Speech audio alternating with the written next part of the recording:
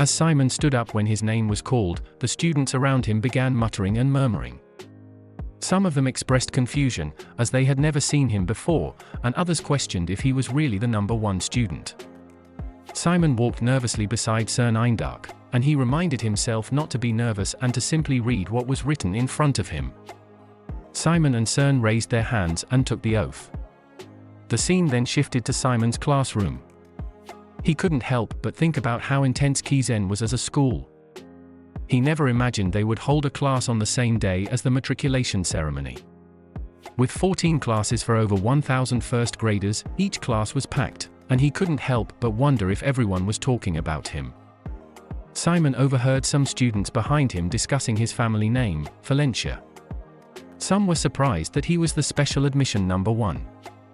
Simon then looked at his schedule, and the thought of starting his first day of class made him feel nervous. He wondered how many classes he would have. Seeing summonology on his schedule, he realized that it was the same magic his father used. Blushing with excitement, he thought about how he could follow in his father's footsteps. Simon also pondered the image of necromancers, noting that while some people associated them with dark and gloomy practices, the modern mainstream necromancers were smart, practical, stylish, and trendy. He felt like he was part of the new generation of necromancers. The teacher, Bahil Amagar, arrived in the classroom. He introduced himself as the professor of first-year Catarology. Simon thought a young necromancer who had risen to stardom. Bahil had become a member of the Crows, Kizen's core battling group, in his late 20s and was incredibly popular among Kizen students. As Bahil began his class, the students erupted in cheers and applause, clearly excited to have him as their teacher. Bahil decided to take attendance and suggested that the students introduce themselves once their names were called. The first student, Gimme Victoria, eagerly stood up and raised her hand to answer. She expressed her honor and desire to major in Catarology, following in Bahil's footsteps. However, Bahil reminded her that she was introducing herself to her fellow students, not to him, so she introduced herself again more modestly. When it was Simon's turn to introduce himself, he mentioned that he was Simon Valencia from Les Hill. The students immediately recognized him as the special admission guy, and there was a lot of whispering and glances in his direction. After a few more introductions, Bahil commended the students for their charm and enthusiasm and announced that they would begin the class. Professor Bahil Amagar continued his lecture on Catarology, starting with a fundamental question: why do they need to learn Catarology? Gimme Victoria, one of the students, answered correctly, explaining that a curse is a type of dark magic that maintains one's power while weakening the opponent's. Bahil commended Gime's answer but wanted to provide a clearer example of weakening the opponents. He described a hypothetical battle between two knights with similar skill levels. As they fought, one knight screamed and stared at his opponent with a murderous look. Finally, the sword slices through the opponent's shoulder. The opponent spills blood, and his movement starts to shake. The knight begins to seize the chance to victory. He corners the opponent, attacking the leg to impede his movement, throwing sand in his eyes, and beating his helmet with the sheath to distract him. The battle intensifies. And at last, the knight finally cuts off the opponent's head, letting it fall to the ground. Bahil emphasized that even the most primitive battles are about weakening the opponent to achieve victory. The students were amazed by his explanation. He then demonstrated how necromancers fight and how curses work. Drawing a stickman on the board, he asked the students how a necromancer would defeat this person. After his explanation and a practical demonstration, the students were amazed and shouted praises to Professor Bahil. Bahil explained that curses have a simple structure and quick activation, making them effective in shaking up opponents with minimal effort. He used magic to demonstrate the power of curses by temporarily sticking a student's head to the table. The students were captivated and found Catarology incredibly cool. Bahil encouraged the students to consider taking his class in the second semester, stating that Catarology is the core of modern necromancers and has excellent compatibility with other studies. He believed it was the most effective way to stand against their main enemies, the priests. Bahil continued the discussion, asking the students to explain how cursing is better than blessing, given that necromancers have cursing and priests have blessing. Jamie confidently raised her hand again and suggested that curses are faster to cast than blessings, allowing them to accumulate weakening effects more quickly on the target. However, Bahil corrected her, stating that considering only casting speed, scholars generally agree that a curse, which must be cast through an opponent's resistance, is only slightly slower than a priest's blessing. He wanted the students to think beyond casting speed to identify other factors that might make cursing better than blessing. Bahil inquires, "Is there anyone else?" Hector Moore raises his hand and remarks, "There are hardly any individuals who focus on strengthening their weaker aspects." Curious, Bahil asks, "What was your name again?" Hector replies, "Hector Moore." Bahil assures him that he'll remember that. This statement impresses his classmates, and Bahil continues, "What Hector said is absolutely correct. It's because weakening spells cannot be countered through training alone. We typically train ourselves assuming we are in optimal conditions, measuring our abilities based on how well we perform when all environmental factors are within our control. However, humans are more fragile than they appear, and even the slightest alteration can have a profound impact.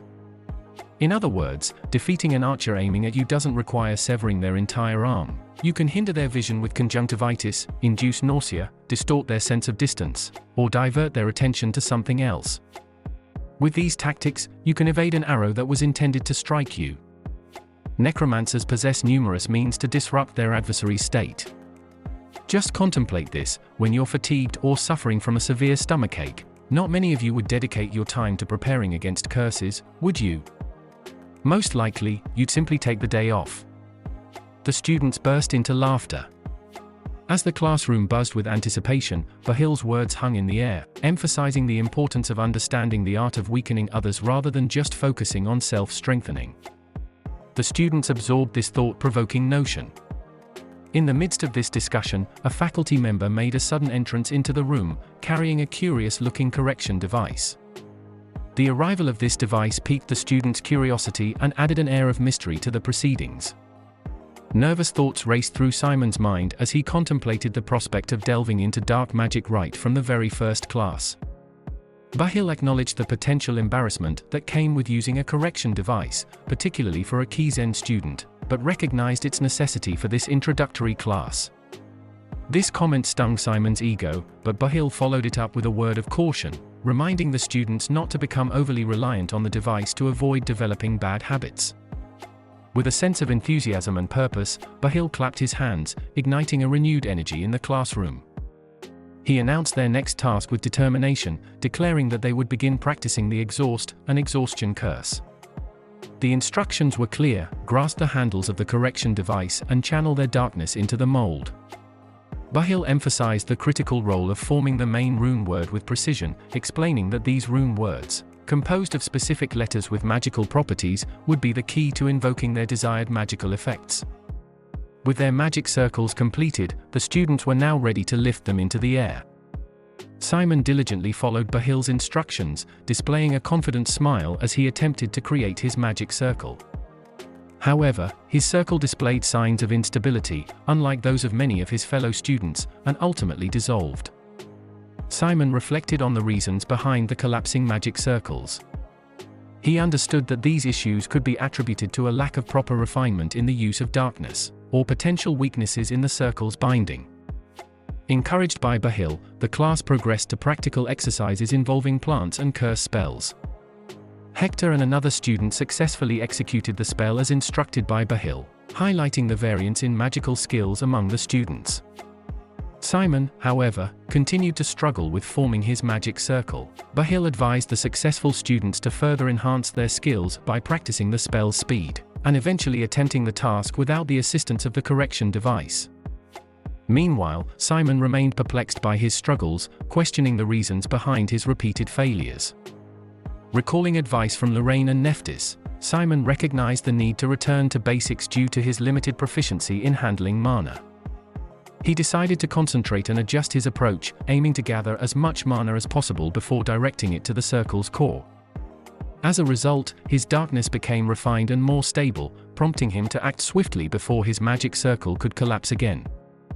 With renewed determination, Simon utilized the correction device, successfully casting the spell to exhaust and wither the plant. A triumphant smile and a clenched fist revealed his happiness at the accomplishment, even though Hector seemed visibly irritated by his success. Bahil, after applause, declared the end of their practice session with a firm tone. He addressed the students who had struggled, saying, "For those of you who couldn't quite master it, I encourage you to continue practicing when you return to your dorms." Simon let out a relieved sigh as he successfully performed the spell. However, Bahil swiftly moved on, proclaiming, "Now, for the rest of our class, we'll put the magic we've learned today into practical use." Simon's anxiety resurfaced, his anticipation growing. With a keen eye, Bahil noticed the presence of a special talent among them, announcing, "I see that special admission number 1 is among us. Simon Valencia, please step forward." All eyes turned to focus on Valencia, and the entire class buzzed with curiosity, wondering about the extent of his magical abilities. Bahil continued, considering who would be a suitable opponent for the exceptional number 1. He mused aloud, who might make for a worthy adversary for our top student. Let's see. I've noticed a few students with impressive admission exam scores. Hector Moore, please join us up front. Simon and Hector advanced to the center of the classroom stage, where Bahil proceeded to lay out the rules. In this duel, he explained with authority, you are only permitted to employ the exhaust curse. Cast it with precision on your opponent, and the first one to have their knees or buttocks touch the ground will be declared the loser. Hector raised his hands and boldly suggested, "Professor, I'll compete without using the correction device." Bahil, clearly impressed by Hector's attitude, responded with admiration, "What an admirable attitude." He couldn't help but think, he seems pretty smart for his crude, bear-like looks. After I mentioned how using the correction device was undesirable, he suggested a way to show off his skills and impress me. Turning his attention to Simon, Bahil asked, "How about you, Simon?" Simon hesitated for a moment before replying, "I will use the correction device." Bahil nodded, accepting Simon's decision. "I see. Fine, then, you can start on my mark. Good luck to both of you." He raised his hand, ready to signal the beginning of the duel. Then, get set, go! As the match began, Simon started to materialize his magic circle, but suddenly, an exhaust spell was cast on him. He looked over at Hector, who had effortlessly conjured his magic circle. Simon felt overwhelmed by how quickly Hector had cast the spell without using the correction device. In his mind, Simon realized, I feel tired from just one hit. I understand what Professor meant right away.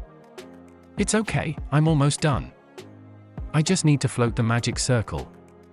However, before he could complete his thought, Simon's magic circle collapsed, and his magical energy began to wane. He knew it would be ineffective to cast it now. He thought, let's start over. Suddenly, another exhaust spell was cast on Simon, and he almost fell to his knees. He received 3 more exhaust spells in rapid succession, leaving his classmates murmuring among themselves. Doubts began to surface as they questioned, is he really the number 1? I know, he didn't manage to cast even one spell. Simon was panting, struggling to maintain his composure. Hector, standing confidently, taunted him, saying, surrender yourself, it's pitiful to watch, do you want to see how it ends? As Hector cast another exhaust spell, Bahil watched the duel unfold with a critical eye. His thoughts turned inward, pondering the contrast between the 2 students before him. That Hector is definitely a gem, Bahil thought to himself. His talent is one thing, but he has the mindset of a Kizen student. He'll become an outstanding student who survives until the 3rd grade. Turning his attention to Simon, Bahil couldn't help but question Nephthys' choice of making him special admission number 1. Special admission number 1. He has no prior prep or basic knowledge about dark magic, let alone real-life experience. Why did Nephthys choose this boy as number 1? Bahil reflected on the history of the top students at Kizen Academy, known for their exceptional talents and accomplishments. The numbers 1, 2, 3, and 4, who are officially invited to Kizen without taking the admission exam of infamous difficulty, are supposed to be the talents of the century, especially the number 1 of the special admissions. They were always handpicked by Nephthys herself and grew to be the most prominent figures in their fields. But I don't see what his potential is. Bahil acknowledged that Simon had displayed impressive stamina by enduring multiple exhaust spells. If I had to point one out, his stamina, maybe. Ordinary students at his age kneel down at the 4th exhaust, but he got hit by the 9th exhaust just now. He's still holding onto his spell when it would be hard for him to just stay up, so I suppose his spirit is also strong. Bahil considered that Simon's strengths might not align with his own subject, magical combat. But that's what the magical combat professor would like, since they value physical and mental strength. It hasn't much to do with my subject. Suddenly, Simon managed to conjure a perfect magic circle, surprising both Bahil and the spectators. Bahil's eyes were fixed on Simon as he cast the exhaust spell on Hector. Simon smiled confidently as he did so. In a surprising turn of events, Hector, who had been dominant throughout the match, touched the ground and almost fell to his knees after just one exhaust spell from Simon. Hector said, "Are you kidding? I won't lose from a single spell. I'm holding the advantage right now. I can finish that annoying piece of." Hector cast another exhaust spell, marking his 10th exhaust of the match, and Simon's correction device fell. Simon kneeled down and was defeated. Bahil announced, "The match is over. The winner is Hector Moore. Both of you, great job. You've demonstrated a great match." Their classmates applauded, and Bahil snapped his fingers to remove the exhaust curse cast on Simon. With the duel concluded, Bahil declared, "That's the end of today's class." Gimme, one of the students, raised a question. Professor, I have a question about today's lecture." Bahil replied, "Just a moment." Then, he made an announcement, "Come to my office after today's classes are over. I'll answer any questions you might have then." Gimme expressed her gratitude to her teacher, and Bahil couldn't help but consider Simon's potential as he continued to contemplate the match. "I can't waste this precious moment for a frivolous girl like that." Simon Valencia, that single, final exhaust he cast on Hector. It was much more valuable than the 10 exhausts that Hector cast. It was the best strike. That kind of genius must major in catarology, whatever it takes. The scene shifted to Simon, who was catching his breath. He muttered, "I was tired," and the plant, responding to his exhaustion, seemed to agree, saying, "Me too." After Simon's exhausting battle with Hector, he found himself leaning on the table in his classroom, completely drained. He couldn't help but wonder why all the classes at Kizen were so demanding. He turned to his classmate Dick and asked why the classes were so tiring. Dick chuckled and explained that it was because Simon was the top special admission pick. Simon was puzzled and asked, "What does that have to do with my class being so hard?" He elaborated, "At Kizen, the competition is fierce not only among the students, but among the professors too.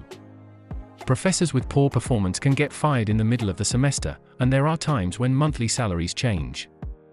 Those who produce great results also have more influence within Kizen. So, all the professors are eager to have good students in their classes. Just imagine having special admission number 1 in your class. The professors called you out in every class to assess your skills." Dick further explained, "Yes, and Maylin Villine was your counterpart." Simon recalled her name and said, "Oh, was it Maylin Villine?" Dick confirmed, "Right, she's the top of Class A and also the top of the whole first grade class. So, it's easy to figure out how good you are if they test you against her." Simon admitted, "But I couldn't win against her even once. I barely cast one spell on Hector, too." Dick reassured him, saying, "That's why all the professors were confused. They thought you were an excellent student, but it turns out you were just a beginner." Simon agreed and said, "I see. Hey, by the way, thank you for explaining all this, but who are you?" Dick was surprised and said, "How could you be so cold? We all introduced ourselves during Professor Bahil's class. I'm Dick Hayward, in the same Class A." Simon apologized, saying, "There are just too many people." Dick laughed and replied, "Well, what's it like for you? It seems like everyone is talking about you." Simon admitted, "They're probably talking about how the special admission guy is not so special after all." Dick laughed again and said, "Don't let that get to you. It's normal to be like you. I don't understand what all the fuss is on the first day of school, but it's only midday, and you look very worn out." Simon explained, "It's because I've used up my stamina in Professor Bahil's class." Dick realized, "Oh, exhaustion? That does sound tiring." Simon continued, "But it was fun. It was a bit tough, but the class itself was fun. All the classes today, in fact. Dick couldn't comprehend Simon's enthusiasm and said, "You're weird. How can that be fun?" Anyway, Simon, there's this serious issue. Hector is already forming his own clique. Simon raised an eyebrow and asked, "Clique? What do you mean?"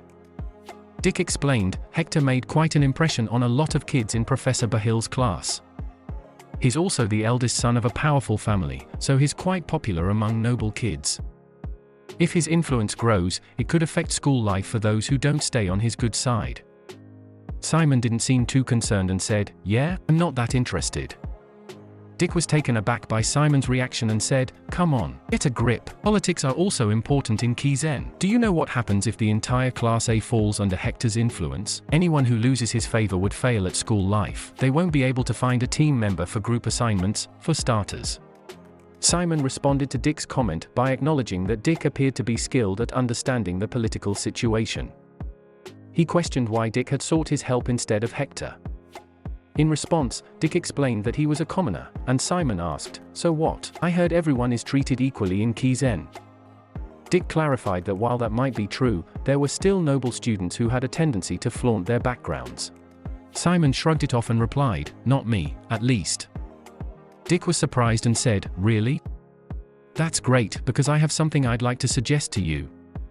Join my clique, Simon. Whether you lack skills or think people are saying you do, it's still true that you're the special admission number one. Kids who took prep lessons may seem better in class now, but it'll all even out later on, and Nephthys would have brought you in through special admissions for a reason. In other words, you're hiding talents that even you yourself don't know yet." Simon paused for a moment, smiled, and replied, "I don't know about cliques, but how about being friends?" Dick was a bit taken aback but then chuckled and said, "Wow, that's such an awkward word to hear in Kizen. It's so cringy." "Well, still, it would be okay to have a friend, I suppose." They shook hands, and Simon added, "Right, let's be friends." Dick informed Simon that they should head to their next class soon, as it was about to begin.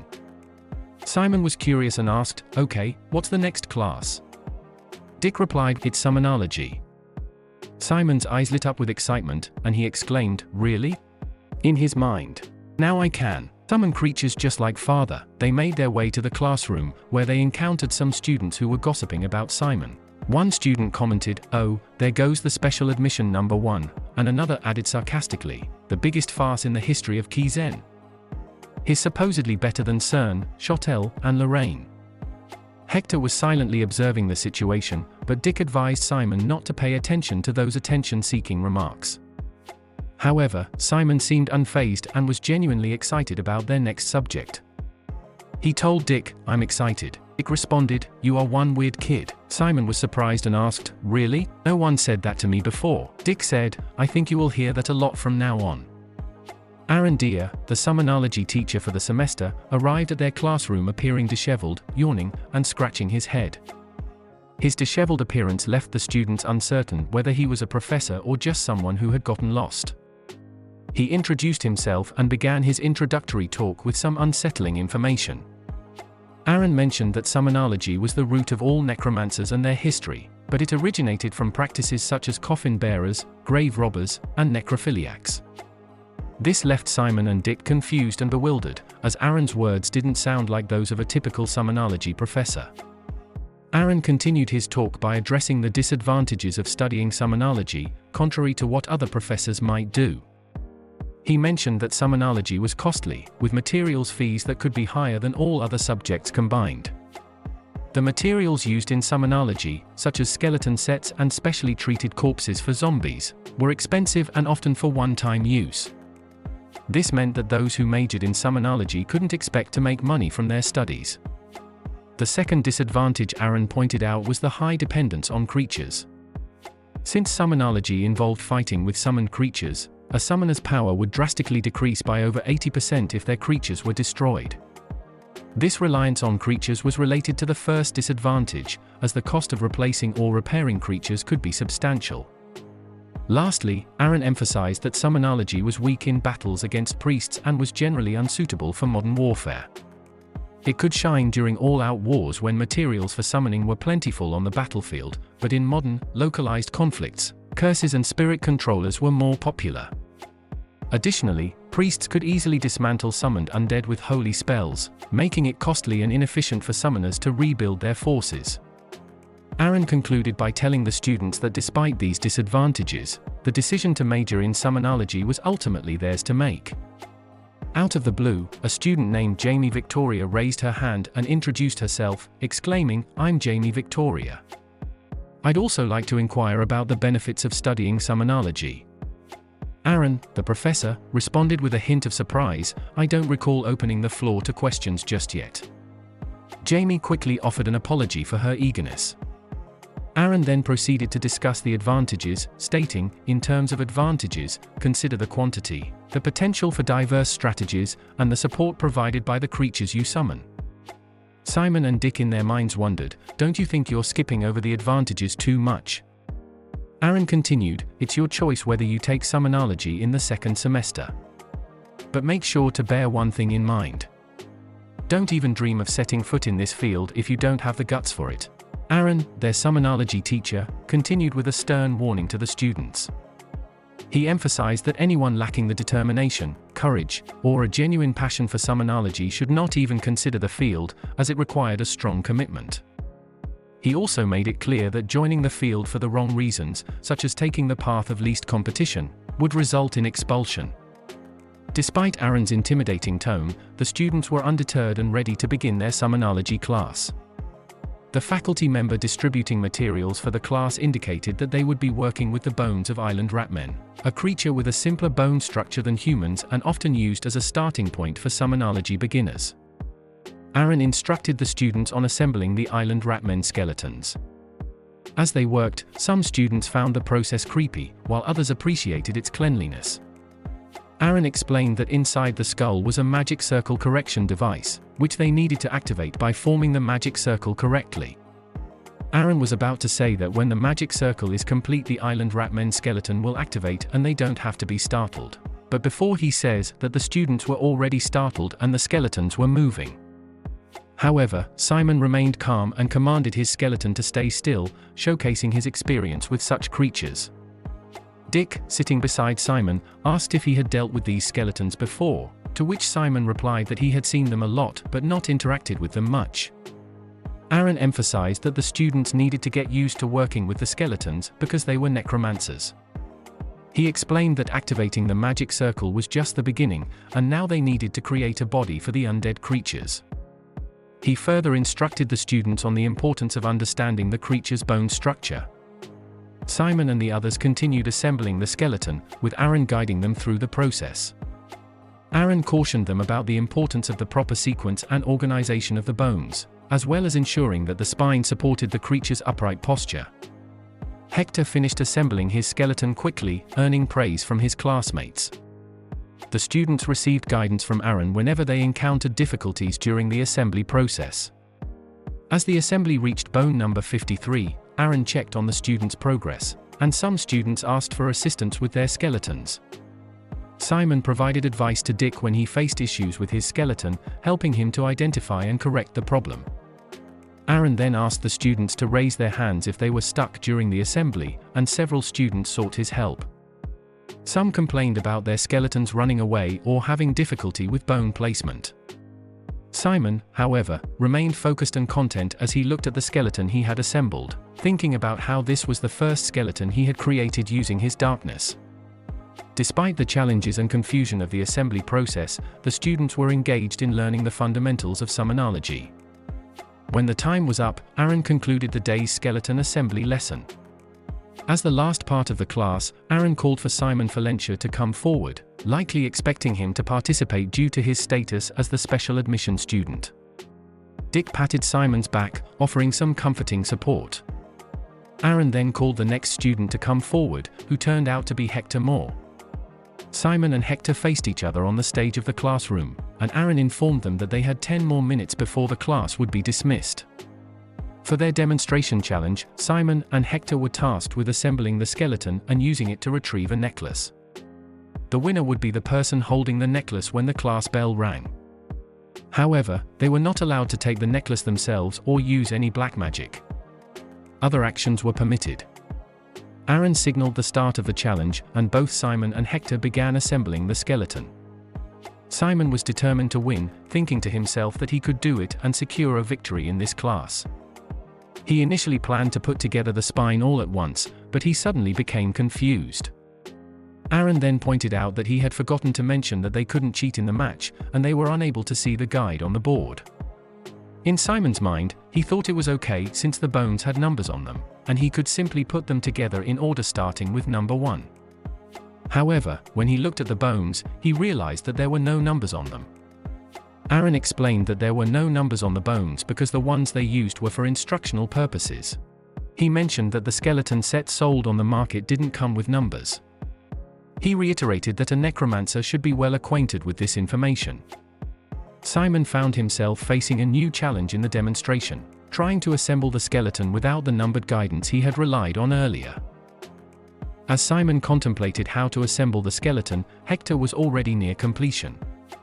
Simon encouraged himself not to give up, as he had successfully assembled a skeleton before. He began by recalling the sequence, starting with the number 2 neck bone. Aaron observed Simon carefully, noting that he seemed to lack experience in assembling skeletons. He wondered if Simon had ever taken a preparatory course. Meanwhile, Hector, with his prior knowledge, appeared confident in his abilities. Aaron voiced his belief that Hector was the only one in the class with any talent, and Hector's skeleton was almost complete. In Hector's mind, he aimed to not only win but also to break Simon's confidence as the special admission number 1. Hector successfully finished assembling his skeleton and watched as it moved towards Aaron's desk to obtain the necklace. The condition was that the student with the necklace at the sound of the bell would be declared the winner. With only 5 minutes remaining, Simon knew that if Hector held onto the necklace, he would win. Simon decided to abandon his attempt at a perfect assembly and followed his intuition. He focused on simplicity, prioritizing speed over precision. Simon decided to build the skeleton based on his gut feeling. This unconventional approach left his classmates confused, and some believed he had given up. The classroom filled with murmurs, with students questioning his talent and abilities. Dick, however, remained concerned for Simon. Simon disregarded the complicated structure and aimed for simplicity. He used bone number 20 for the front legs, swapped bones 28 and 29, and added bone number 31. Aaron was shocked by Simon's unorthodox approach, realizing that he had replicated the bone structure of a grey rat, a previous form of island ratmen, using different assembly methods. Simon's unexpected success amazed his classmates, and their doubts turned into admiration. Even Malin was surprised, acknowledging that the form didn't matter in this challenge. Hector, who had been confident in his perfect skeleton, couldn't understand why the class had stopped supporting him. As Simon's skeleton approached Hector's, they clashed. Hector's skeleton kicked, and Simon's used a punch. In the clash, Simon's skeleton was destroyed, and its bones were scattered. Hector believed he had won, but Simon revealed he was still in control. His skeleton's hand reached for the necklace and successfully grabbed it. When Simon obtained the necklace from Hector's skeleton, they both stopped. Hector was angry, claiming that it was unfair and that Aaron had said to get the necklace with the skeleton, not just a bone. Simon confidently responded that it wasn't just a bone. Simon snapped his fingers, and his skeleton started to reform, resembling a rat once again. The skeleton handed the necklace to Simon. Hector was visibly frustrated, but Aaron declared Simon Falentia the winner. Simon proudly lifted his skeleton and celebrated his unexpected victory with cheers. Did you find this video enjoyable? If it brought value to your day, please consider giving it a thumbs up and subscribing to our channel for more content like this. We'd love to hear your thoughts, so don't hesitate to leave a comment below with your feedback or suggestions. Thank you for tuning in, and may your day be filled with peace.